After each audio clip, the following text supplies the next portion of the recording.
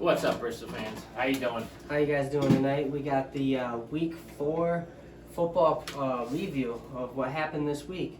To kick it off, we've got Minnesota heading to New Orleans, where Minnesota took a 23-17 win in London. That was a 9 a.m. game. I hope you guys were up to catch it, at least if you're on Eastern time like I am. Hail to the king. Oh no, that was my prediction. They won 28-15, didn't they? 28-15 was the win in Minnesota. It was a good game. Andy Dalton looked better than I thought he would. This was a good game, but again, you had a lot of injuries. I love the London games. I love the crowds. I think probably the crowds take away from what can sometimes be a lackluster game. This game, there wasn't, again, for the score and what happened, there wasn't a lot really. Well, I thought there was a lot of excitement in this game. And Down the again, stretch, the a lot crowds. of big plays were made. Olave would hit a deep pass that almost put Andy New Dalton. Orleans in a chance to tie the game right at the very end, which we had a double doink field goal. We This did. game- It came down to kickers at the end. Will Lutz, unfortunately, he fucking had it for him, and then he lost it for him. That would have been his second 60-plus of the game, back-to-back Yeah. 60-plus field goals. That would have been sick. Well, Kirk Cousins looked good, but he looks fine in that offense. He always does. He's a game manager, and he's got a lot of weapons to manage a game with. So Down the stretch, he fed Jefferson, and it was working. Yeah. Jefferson made a lot of yeah, big Cook plays. wasn't really there the way that he's not the running back this year. He doesn't seem like the guy he's been in the past. I don't think it's an injury, but I just don't think he's. I don't know if something's wrong with the line or something, but he's just not getting to the open the way he should. On the other side, the Red Rocket looked okay. He made plays at the end of the game to put them in a position to at least tie. They He could have won. I mean, they took the lead late, and the defense couldn't hold. Minnesota made some plays, and they were able to tie it up, get it back, make another field goal, and end up winning the game. Yeah. But I think Andy Dalton put New Orleans in a position to win this game, at least go to overtime and give himself another chance. I think he played really well, especially because Michael Thomas was out. Well, Thomas was out, that's huge. And Jarvis was kind of a non-factor. I think they were hoping Jarvis was going to be a little more. But I know he came in playing injured with his foot injury.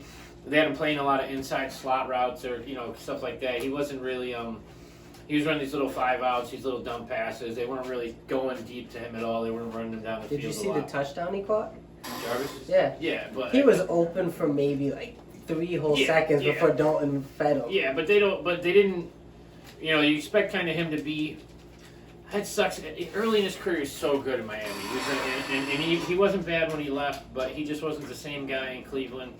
And it seems like every year his stat line just drops further and further down. It sucks. He's a guy I love, but it's almost it's a love-hate kind of thing. But Well, he had Tannehill, who, as much as I'm not a big Tannehill fan, he's kind of proven himself as an average to above average quarterback. Even if he's not that far above average, He's a leader. He's someone who's going to feed a good receiver. A.J. Brown got fed while he played with Tannehill. And he went to Baker. Jarvis went from Tannehill to Baker. That was a downgraded quarterback. Then he went to Jameis, who, honestly, I can't really put my finger on his career so far. I feel like he has a ton of potential, but I don't know what's going on there. Yeah. And then he played yesterday with Andy Dalton. So, I mean, Jarvis has had a rough road at quarterback since he left Miami. all right, first 1:00 game was Seattle and Detroit. And this one actually turned out to be some crazy high-scoring shootout, which, if you're watching Detroit this year, shouldn't surprise you on their end. But Seattle, Seattle, unbelievable. I thought they were actually going to go over 50 down the stretch. They looked like they could have scored one more, but it was 48-45. Probably going to be the highest scoring game this year. Geno versus Jared Goff, highest scoring game of the season. Yeah, and Geno Smith right now has had off to one of the best starts ever. Percentage-wise, he's throwing great. Probably the best start of his career, hands down. But he's right now he's got the highest passing percentage of any quarterback, completion percentage of any quarterback through 4 games to start ever. It's insane. Correct me if I'm wrong, DK didn't have that big of a game. DK, you're wrong. DK's stat line was pretty insane. If we can look that up. Did he? We, Seattle, though, they were just going off this game. Detroit almost pulled the comeback off, though. Well, Detroit, for having no weapons, having St. Brown out, having Swift out, you did have Jamal Williams step up, but he got hurt. so now he's going to be out again. But how about so Jared Goff though? Goff played well at times. I Goff some. Like you said, he had all his weapons down, and he still was managed to put up 45 points and keep his team in this game. Goff's a quarterback that to me isn't. He's if you put him in the right situation, he as long as he doesn't have to do any thinking, I think he's a good quarter. He knows the mechanics of the game, but I don't think that he's. So you're calling Detroit the right situation? The coaching. The thing is he's got the guys around him, and the coach is good over there. He knows what he's doing, and he goes in and he tells them, "Do what I tell you to do, and if you do it, it'll work." Because he has a certain. He does have a certain amount of skill. Everybody in the NFL has a certain amount of talent. That's why they're there. But I just don't. I look at Jared Goff and I see it's similar to the situation he had when he was with the Rams. Jared Goff's not a Super Bowl quarterback, but at the same time, he managed to. He managed to get to the Super Bowl. So. That leaves us though at Seattle at 2-2, and Detroit, even though they are the highest scoring in offense in the NFL, 1-3. So they need to get that defense going, and Detroit, they look like they should have more wins, but you are what your record says you are, man, and they're only 1-3. So as much as there's a lot of optimism in Detroit, they got to start closing out some of these games. Yeah, so I just got those numbers on Metcalf. Metcalf had 7 catches for 149. He just didn't see the end zone, unfortunately. That's still a very solid game. But you also had a great game from Rashad Penny, who put up 151 on 17 carries and 2 touchdowns. It's 8.9 yards a carry. It's ridiculous. But it's... Other than that, though, we had the New York Jets head over to Pittsburgh, where the Jets pulled out a 24-20 win. Now, I had said the Jets would win 24-13, so I kind of nailed their score on, but Pittsburgh put up a little more than I expected. The Jets didn't look bad, but Pittsburgh's offense doesn't look good. Yeah, I'd actually picked Pittsburgh to win this one, and I did lose. But I think the big storyline in this game is something we've been talking about since week 1. If you go back and look at the videos in week 1, I made it very clear he was going to have 4 weeks. And this is week 4. And what happened at the halftime, coming out of the second half, we got to see our first snaps from Kenny Pickett. Kenny Pickett. Pickett's the receiver. We're gonna be these guys. Yeah, on the same team too. Yeah, it's gonna be confusing all year. Pickett to Pickens, Pickens to Pickett, blah, blah, blah. But either way, we got to see our first taste of this kid. And you know what? The thing is it's funny because it reminded me a lot of when Baker Mayfield took the field. So I think it was like week 5 or 6 in Cleveland. The team around him. He didn't play great first outing. Kind of got put in at halftime. He kind of got thrown into it. So without proper preparation, I think he's going to be fine in the next couple of weeks. He threw a couple interceptions, but they weren't really his fault. Yeah, a few of them were his fault, in my opinion. He made some passes. He came out, but the energy that he gave the team, you felt the Steelers change the way the team just was carrying themselves on the sidelines. The energy that this kid brought in was great. He wasn't able to put together a win, but he came in a losing situation, and he was going up against another rookie in Wilson, who, again, he came back. Wilson's not a rookie. Well, he's not a rookie, but he's a young last year, but whatever. This is his first snaps of the season. He came in real quick, looked really good to begin on the first drive. He's doing his little silly dance in the end zone after he scored his touchdown. And then he looked like dog shit for about 3 quarters, almost. But he managed to keep it together. And the Jets were, they definitely pulled out a win here, but I think again, they were behind late. I think it's big that Zach Wilson came in and made a come-from-behind victory. He made an important drive in the 4th quarter, showed that he has grit. I don't know if the Jets are really that team yet. I'm more excited about Pittsburgh, even though the Jets won this game, because I think if Kenny Pickett can play well, Pittsburgh's defense is still a good defense, and once they get T.J. Watt back, it'll become a very good defense. So if Pickett can electrify this offense a little, get them moving, I think Pittsburgh can maybe string together some wins in the second half of the season. But other than that, good win for the Jets, and the first time they probably started 2-2 in a while. They've got a little reason to be optimistic in New York. Either way, definitely a few. It was a battle of young talent, and it was nice to see again. I think that going forward, Pittsburgh's got a lot to look forward to, and the Jets definitely Did Sauce get scored on him?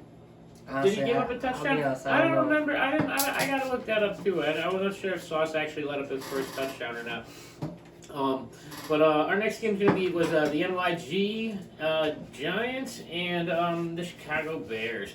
And The Giants won took this one, game. yeah, 20-12.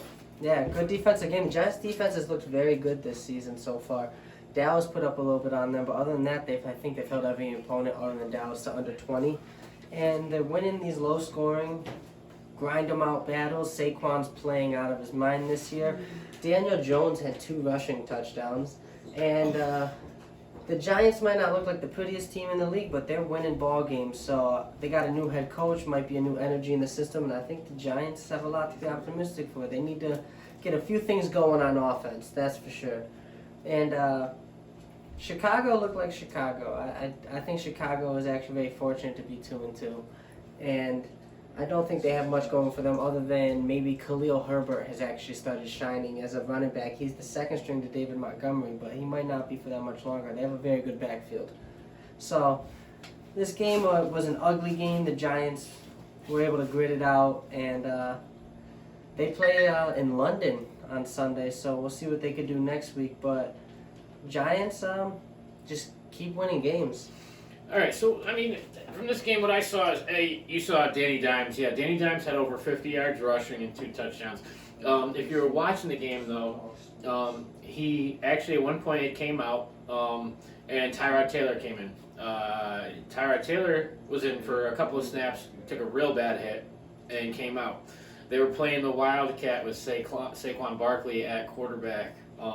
For a couple of plays, Danny Dimes was waiting to get cleared to come back on the field because they were worried about him, concussion. He was in the tent. Taylor was in the locker room, and they were running plays with no quarterback because they're too deep and that's it. They don't really have. I think that says something about Chicago that they Yeah. can't beat a team with no quarterback, even if it's only for a portion of the game. Yep. Saquon continued to be the #1 rusher in the NFL right now. He had a great game. He looked solid. Chicago. I like Fields. I think he's athletic. I think the kid's got ability, but I think when you're young and they just keep either giving away or letting all your weapons and talent around you leave, and there's nobody even smart to learn from in that. And I wouldn't want to be I don't know if on he the can throw roster the in ball. Chicago. I don't know if Justin Fields can throw the ball. I haven't seen it so far in his career.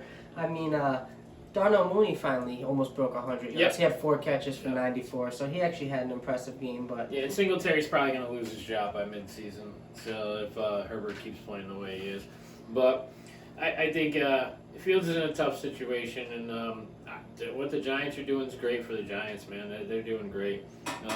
Next game's all you, guy.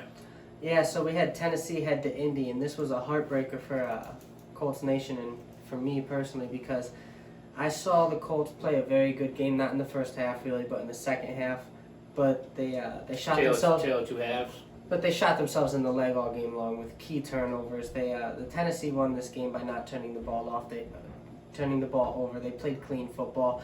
Matt Ryan has 9 fumbles in 4 games, and part of that can go on the O-line. He hasn't been protected enough, but he's also got the dropsies. And some of these times you could just go down or throw the ball away. You don't have to fumble. And he had an interception too, so 2 fumbles and an interception in this game, totaling 9 fumbles on the season and 5 interceptions. Matt Ryan needs to stop turning the ball over if the Colts are going to win. Derrick Henry came out in the first half. He was breaking tackles. The Colts defense looked very well in the second half. They were able to shut Henry down. They were able to shut the entire Tennessee offense down. Indianapolis had plenty of opportunities to come back and tie this game or win, but the offense couldn't get it done. And I really think the entire problem with the Colts is the offense isn't gelling right now. And they need to figure that out. They didn't figure it out. I think this game was probably one of the fairest matchups of the game of the week. I think you have a Tennessee team where Tannehill is similar to Ryan at this point in their careers. Talent, ability-wise, they're great leaders, but they're still Matt Ryan's a little older, Tannehill's getting there. It's not the athleticism's a little off. You have 2 teams that have great running backs and very little at wide receiver right now. They're developing the wide receiving core, leaning on the running backs, and unfortunately, this game was a tale of 2 running backs. You had the top 2 running backs in the league. and one of them came out and did his thing. It's nice to see Henry finally start to get going.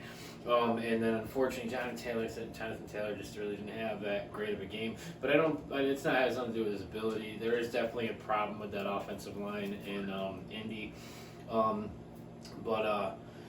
It was again, I'm a huge Derrick Henry fan, so it was nice to see them finally using him to his ability. Kind of seeing him get going. But both these teams need to kind of. They're running strong teams who are very young at wide receiver and looking to really develop that position. And hopefully over time they do. Before the end of the season they get it figured out. Our next game is going to be the Chargers and Houston Texans. Chargers won 34-24. This one, both teams put up a lot more points than I was expecting, especially with Keenan Allen out. Williams had another really big game. Well, I took the Chargers to win 24-23, and I underscored the Chargers a little because it ended up being 34-24. But I gave Houston 6 going into this one, so this game was they did a little better than I was projecting. It was nice to see Justin Herbert looking healthy. I like to see him getting healthy. I want to see him keep playing well. That rib injury looked nasty a few weeks ago, so this is a game the Chargers should have won. They went in, they handled business. And as far as Houston goes, I think the one bright spot is they have a rookie running back, Damian Pearson. He really played well. I'm pretty sure he put up over 150, hit pay dirt. So Houston needs to keep feeding that running game until they can find a quarterback and some targets on the outside. That team's obviously in a really big rebuild. I think they're going to end up being the #1 pick this year. They might only win a game or two. And it was just nice to see the Chargers win a game that they were supposed to win. They came out and handled their business. Definitely, I agree. Again, I Houston, I kind of, there's not much there. They are going to be one of the lower teams, probably between 30 and 32 is probably where they're going to fall. I don't know if they're going to be dead last because there's a few other guys, bottom feeders down there that are scraping. But again, it was nice to see Herbert, without his Keenan Allen again, being able to step up, find some targets, and look healthy. For as bad as hurt as he looked playing last week, with the ribs, he looked so much healthier this week, so much less in pain when he was throwing the ball.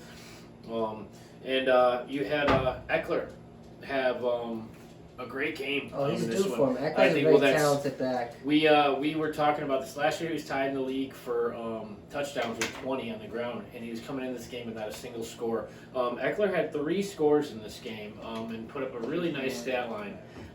He was due. Yeah. But his numbers were really nice in this game.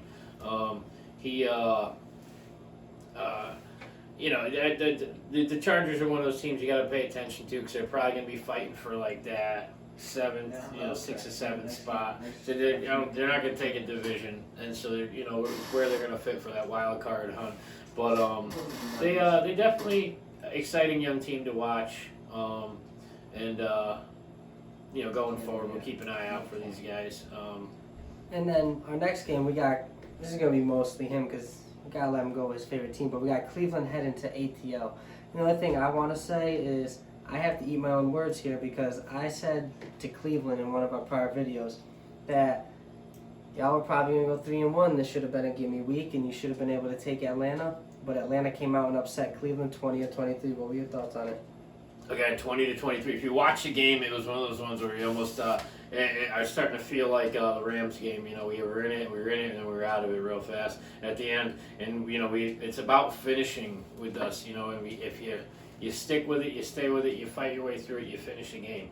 And this is one of those games where we stuck with it. We finished the game, and because we were able to,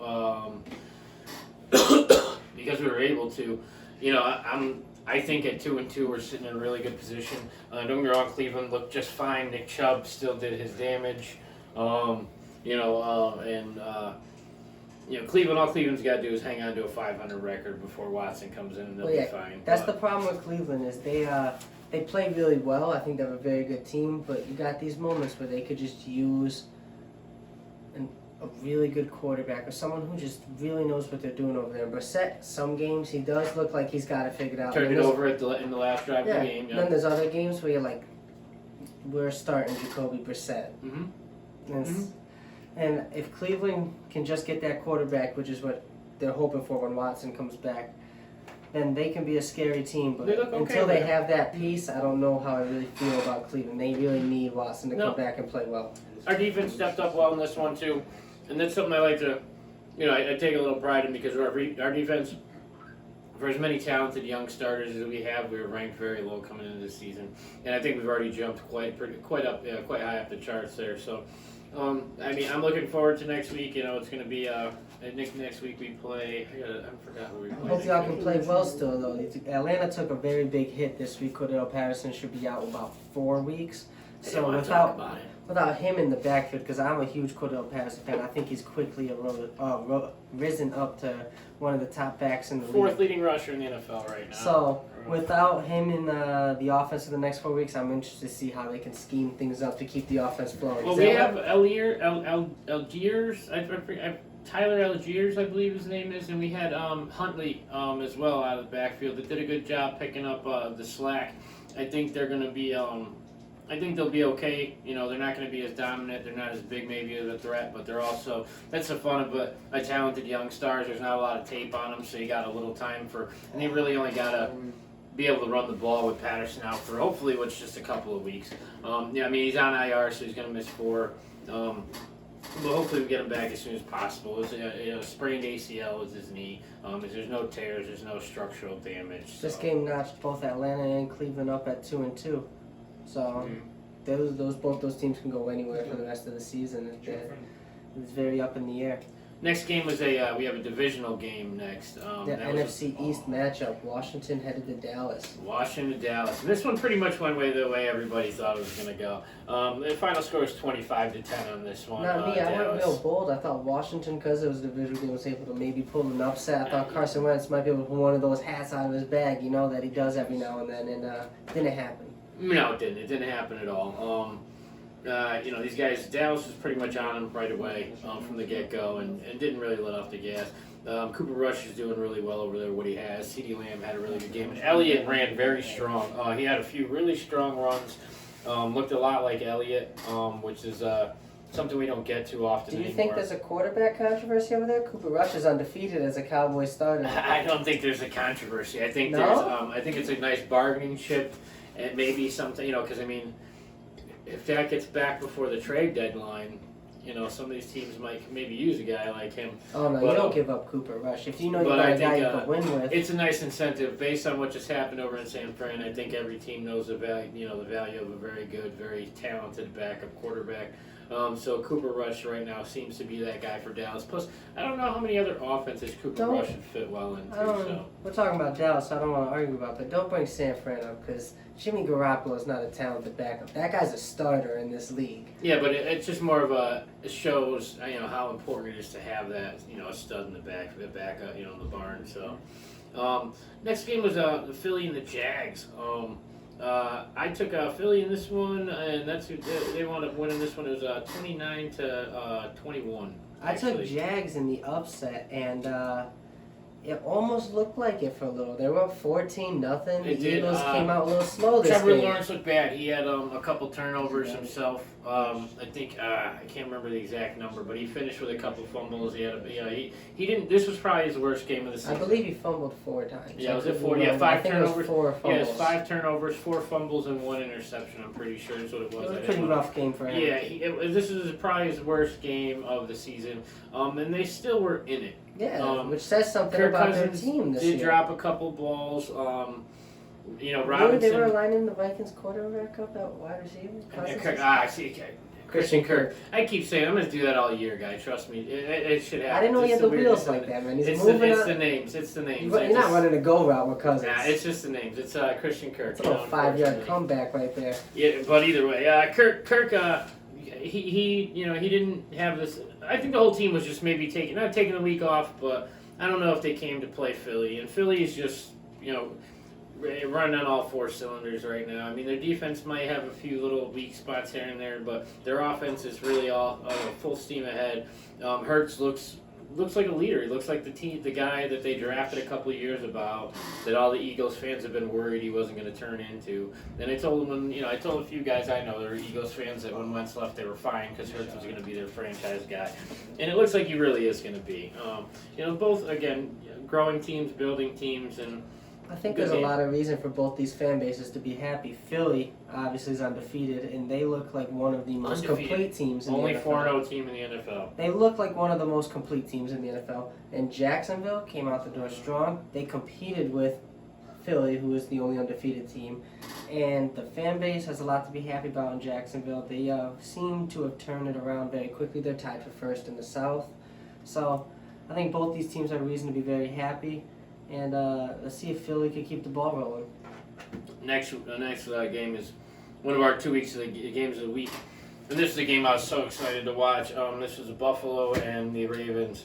And Buffalo wound up taking this one in a squeaker at the end. It was 23-20. And if you watch the game, I mean, it was a good game. I mean, these guys banging out head to head. Josh Allen really. I mean, you got two potential MVP, front runners playing each other in this game, and they came out and they played like it. I mean, well, the Ravens looked dominant through a good portion of the game. They came out and really took over. They were up 20-3. Was it going into the fourth, or was it just in the second? Yep. And Buffalo scored 20 unanswered points to come back and win this one, and they came back and they did it on the shoulders of that kid, man, Josh Allen. This guy took the team on his back. He went out there. He found Diggs on a couple of good plays. He, picked up a couple, Dawson Knox passes here and there. They're solid, even with the running game at times being a little, questionable. How do you feel about the call? Harbaugh had the ball at the 1 late in the fourth, tied up, and he could have took the field goal and went up. And the Bills ended up only winning by 3, so he decides to go for 2. Not go for 2. He decides to go for the 4th and goal. Jackson throws a pick. Huge 4th and goal play. And you had this was again another game that was which Poyer picked it off. Happens to not be out last week. Yeah, Poyer was originally on the injury report with a foot injury. And he wound up playing. And he made a huge play. Not only that, he had 2 picks actually. And the first one was a pick 6 early in the game. I think it was Lamar's first pass. Oh no, it wasn't pick 6. Because they were down 23. It was a pick. They didn't score. I thought he got in, and that's where they got the field goal. All right, but either way, but Poyer had a disgusting game. He wound up picking Lamar off on it was a 4th and 1 drive. But they really weren't. They had 4 shots at it. It was 4th and goal, and they weren't getting the yards, man. I don't know why. Everyone says hindsight, but you take the points no matter what. You have a chance to go up late in the game. You have a chance to go up. You take the points. But at the same time, Harbaugh's a great coach, and unless he's getting senile, it's not really time to overly question the things he made, the choices he makes. He finds ways for that team to win. This just wasn't one of them, unfortunately. I think this is a very good win for Buffalo to show a game where they didn't look good through most of it, and they were still able to grind it out. So that's winning teams need to be able to find ways to win ugly games when your team doesn't play well. And that's what Buffalo did. They went out there, they were outplayed, and then they found a way to pull this one out. I always say, if you want to win the Super Bowl, you don't have to have the best offense. You don't have to have the best defense. You have to have. I think you need a team that can go out and put 20 to 25 points on the board, and you have to have a top 5 defense. You have to have the best. You have to have a top 5 defense, and I think this is a team that definitely fits those categories. Buffalo is a team that I don't. Yeah, it doesn't matter how many points you're down on them, and it's. They're always a team that's gonna, with Allen back there and the talent they have around them, it's always gonna be dangerous. So that makes the first 4:00 game was which one? Oh, we had Arizona head to Carolina, and this game was kind of ugly. It was 20-16, very low scoring. The Cardinals didn't look good, nor did Carolina, but the Cardinals looked a little bit better. Arizona hasn't scored a single touchdown in the first quarter of a game yet. And they only have 13 points scored in the second. They've scored almost, I think it was 80% of their points in the fourth quarter. Arizona's winning games without Hopkins. I'll keep reiterating this to the crowd. Constantly playing from behind, constantly looking for that big play. All they're trying to do is win games without Hopkins. I'm telling you right now. That's Arizona's goal, is to have a 500 to winning record. They're just hanging in there. It's 11 weeks you're talking. I mean, no, what? Hopkins out 6 weeks, right? So 6, 7. yeah. I love their offense once Hopkins comes back. You got Marquise Brown to take top off, and DeAndre Hopkins can catch any ball. And James Conner, he's not. AJ Green's out, but you do. James Conner will be back, right? Conner will be back. Greg Dortch is he's developing as a young receiver, target over there. He play over the middle, and they've got targets over there. They still have Ertz. I don't think Ertz is going to have really good stats, but I think he's going to be that guy that maybe 3-4 times a game could pick up a first down for them. The thing is it's not the talent around him. It's him. I think the Kyler problem can do is it. you got, this little midget turd hanging around the field, and you scattered a bunch of diamonds around him, and you're like, look at that pile of diamonds over there. I don't think you realize how fast this so-called midget is. He's fast, dude. He can outrun people, and he's fast, and he's got a good arm. Sign the guy's a running back, man. But he's not a quarterback. That's not what he is. It is what he is. Tell him to go back to baseball. Baker in Carolina looks awful. Yeah, Baker didn't Based look off the fact that Jacoby Brissett has more wins than you, man, and it shows that the Browns were able to get rid of you, and it's not really costing them with their backup solution until they wait for their franchise quarterback to be able to play. So, I mean, the fact that you're being outperformed by Jacoby Brissett says a lot to me. McCaffrey's still healthy and playing. But- McCaffrey didn't come out this week, and Barkley, so those are, that's another week where these guys are healthy. Injuries didn't plague these Carolina's guys. tanking.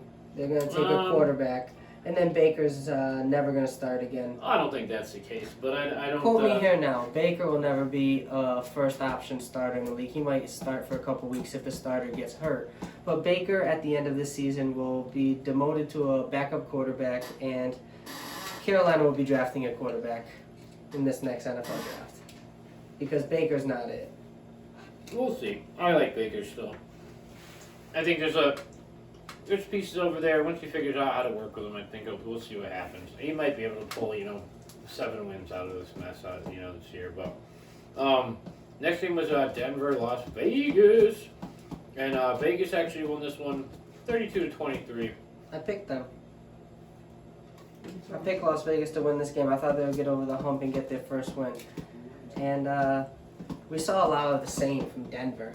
Vegas finally put up some points, but Denver and Russell Wilson still just hasn't looked like a successful project over there. Plus, Denver took a big hit. They lost Williams for the year.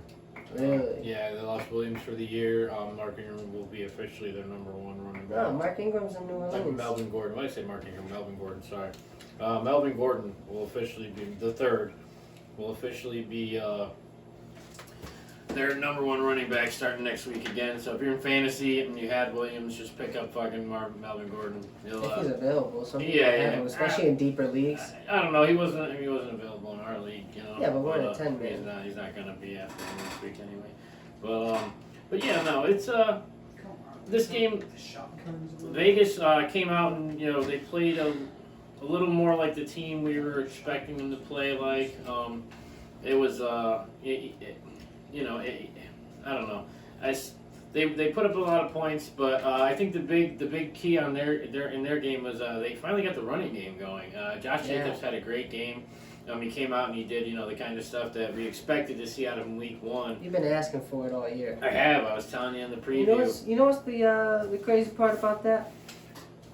Josh Jacobs picks the 1 week where a few nights ago when we were doing this, I said Josh Jacobs is overrated. Then he walks out there and has a monster game. Yeah, he probably put up a top 3 performance at running back this week.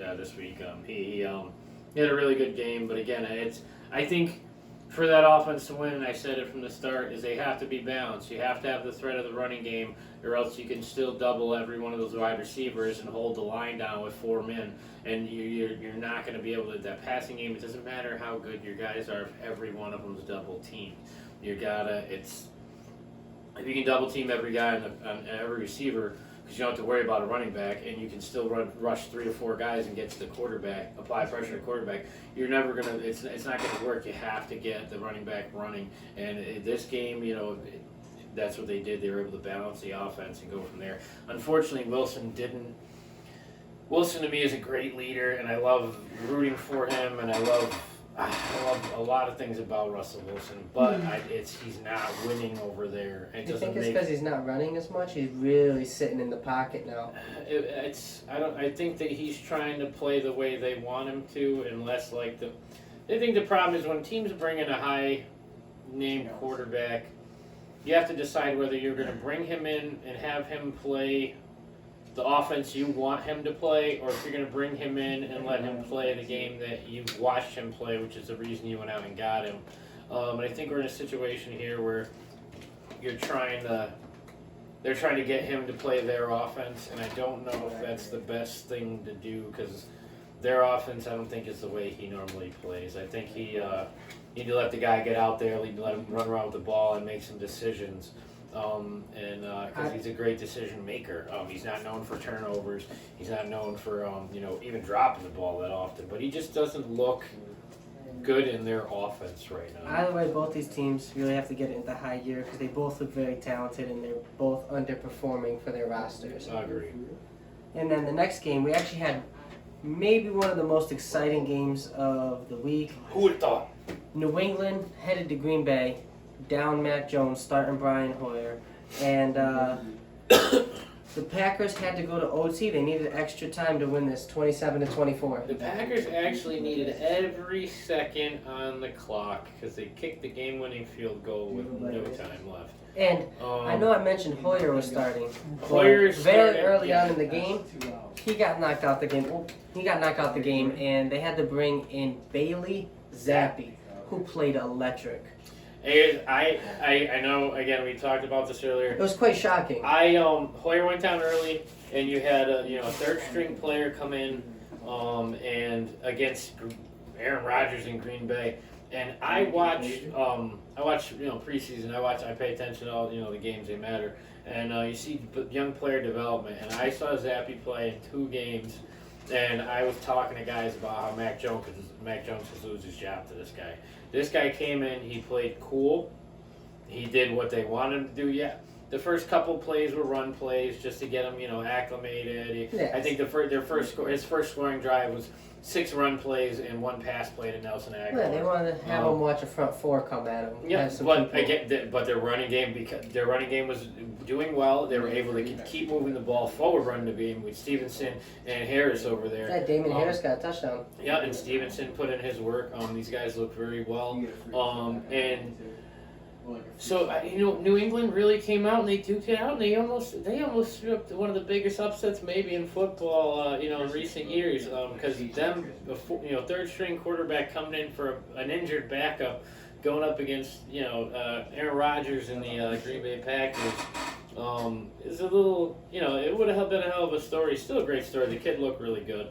It's good to know they don't have to worry about that position. On the other side, I think Green Bay looked like they're starting to get there. It didn't always look beautiful. I think Belichick had a good plan against them, but Rodgers is starting to get on the same page as his receivers.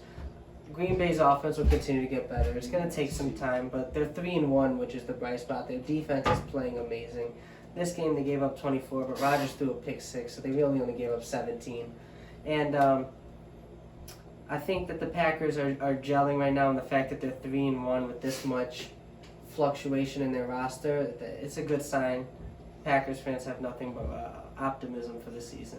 I think it's tough. I think I spend a lot of time arguing with people about Aaron Rodgers because I get tired of everybody saying he's the best. I don't think the guy's the best. What I do think is if you watch him, he looks like he's getting old. He's grumpy and selfish. Being the caliber of player he is, he's still going to make plays. He's still going to do stuff. But if you watch his passes, they're not clean, they're not crisp. Some of them are low, some of them are behind, some of them are just bad. And it's if you watch these games, yes, he's going to make plays. He's fucking Aaron Rodgers, just like there's a certain guy, Big Ben, was going to go make plays last year. He wasn't going to win games, but there was going to be some fucking plays coming out of that guy. He was on the highlight film every week. That doesn't mean he's still good. And they're leaning very, very hard on a running game for a reason. I don't think if they had to rely on their passing game right now, they would be 3-1. I think that has more to do with Aaron Rodgers than people are going to give him credit. Hey, shout out to Aaron Jones, who's been averaging over 7 yards per carry. Aaron Jones, yes, and A.J. Dillon, who wasn't really as effective this week, but I think it's just because Jones was doing so well, they just kind of kept him in and kept him going. Well, Jones on the season, like I said, 7 yards per carry. It's you got to feed the guy who's playing like that. Yeah. I'm sure we'll be arguing about Rodgers all season, and we'll see how things pan out. Next game was our other game of the week. The Sunday night game. Sunday night game, Kansas City, Tampa Bay. We had Super Bowl rematch. The young stud versus the old guy. To be honest, they came out and they did great. Both teams played well. Kansas City did take this one 41-31. But they had the ball almost the whole damn game. I think the time possession was 22 minutes. Brady barely touched the ball. And Brady put up over 350 yards passing. Mike Evans looked amazing in his return. 2 touchdowns. Did not have him on the field versus having him made a huge difference noticeably. It wasn't a bad game. It just the Tampa Bay. I think their defense kind of. Well, I think the highest note to this game is that Patrick Mahomes and that Chiefs offense was able to keep that Tampa Bay defense that's looked amazing this year off balance. They attacked them all game, and it never looked like Tampa's defense had a solution for the Chiefs. No, they definitely they did a good job. I don't think that's the thing is if you look back at the stat line outside of Mahomes, the stat lines weren't crazy for any one guy. Kelsey did great, 9 catches, 93 yards, and a touchdown. Yeah, but Kelsey's a guy you expect if you like. None of the running backs put up disgusting numbers. There wasn't for a game with 41 points.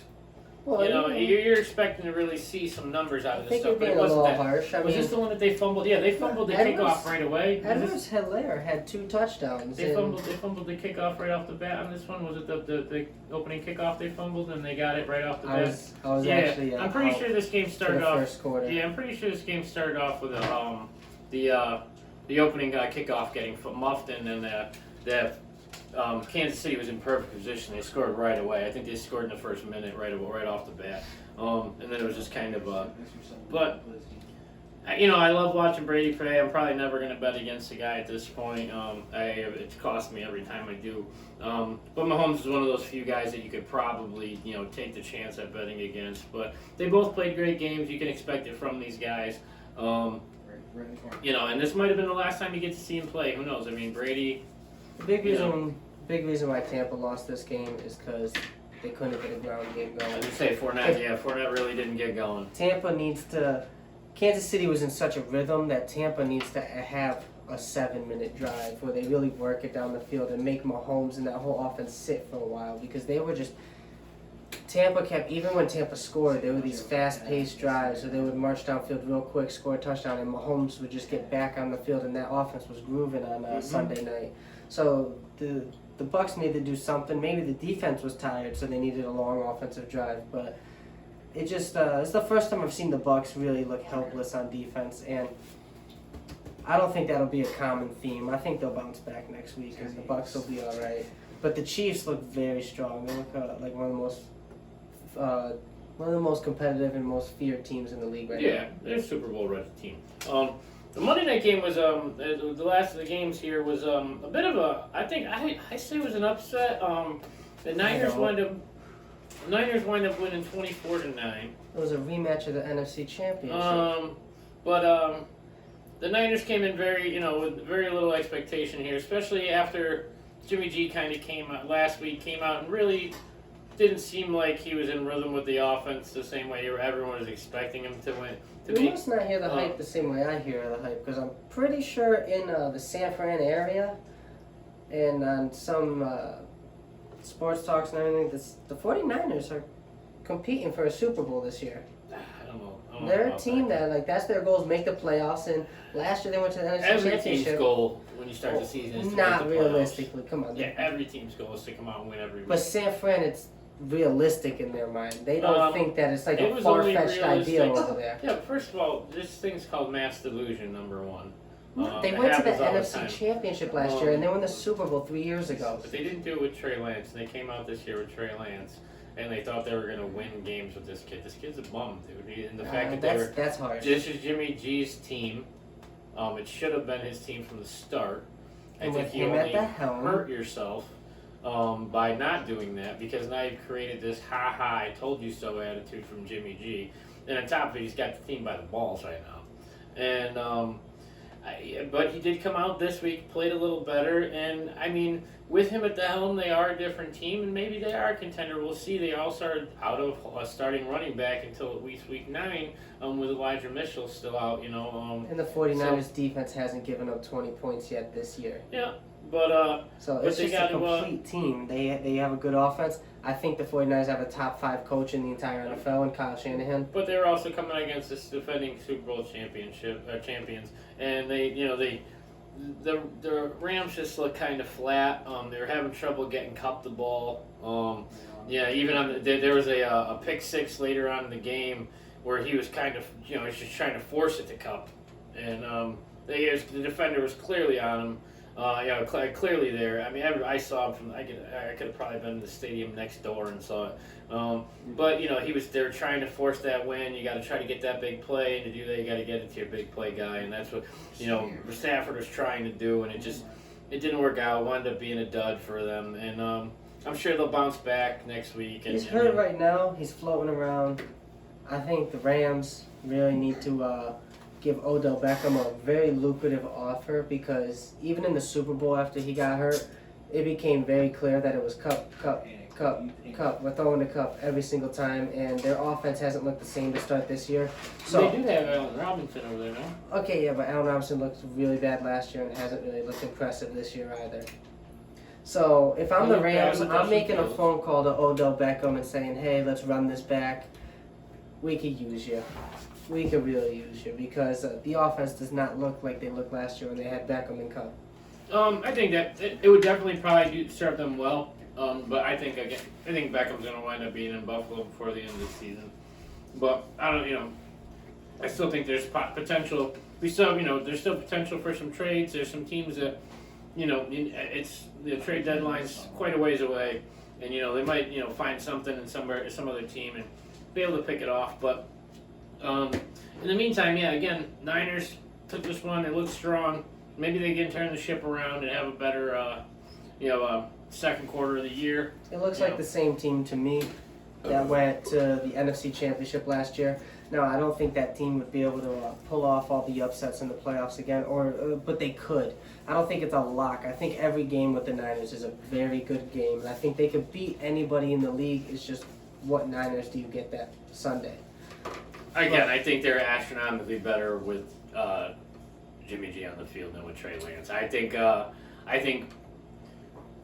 the coaches want Trey Lance to be the guy that they want him to be, but I don't see it. I don't see it at all. That just about wraps up our Sunday review. On the week, I went 9-6 with my picks. I didn't get a Thursday pick, so I didn't get that one. But I got 9 right and 6 wrong. How'd you do? I finished with I got what are we looking at? 1, 2, 3, 4, 5. I went. It looks like I went 10-6 this week, which is a good week for me because last week I did terribly. So we both picked pretty solid, but I hope you guys enjoyed football in week 4 as much as we did, and we look forward to seeing you next time. Catch you later.